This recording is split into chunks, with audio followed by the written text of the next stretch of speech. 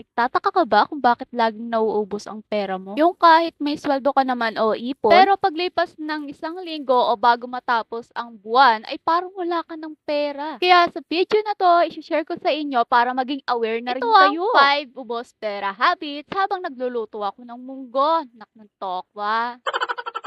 Wag na pala kayo maghanap ng ibang sahog dyan dahil ang nilagay ko lang dyan ay Nor Cute. Kaya naman sa mga katulad kong estudyante at sa mga nanay, tatay, mare, pare, kuya, ate, makinig kayong lahat. Number 1.